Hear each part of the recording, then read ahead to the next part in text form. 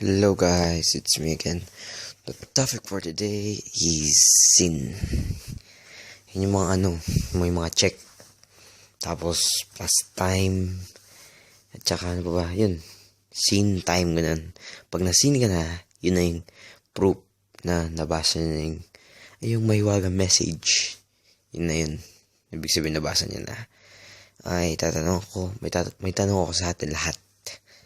Bakit tayo nasisin?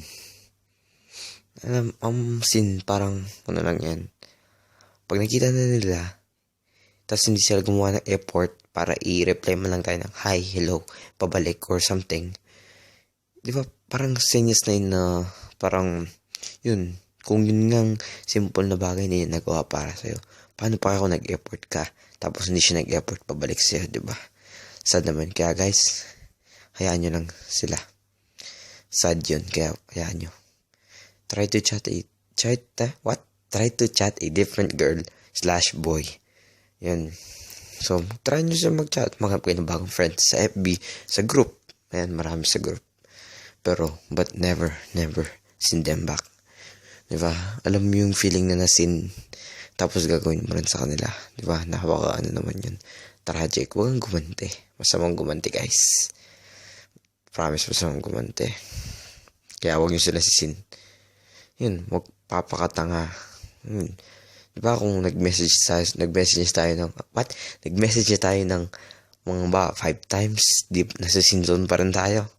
Yeah, don't waste your time. Huwag nyo silang pansinin.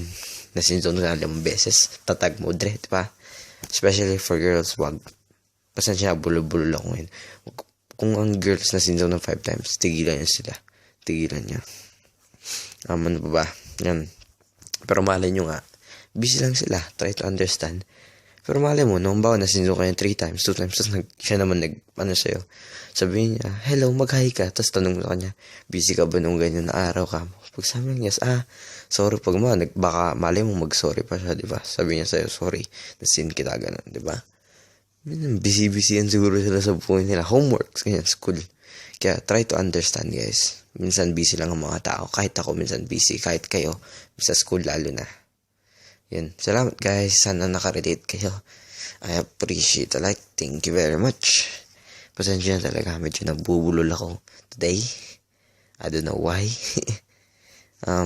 Yun lang. Thanks for yung mga comment sa last video ko. Yeah.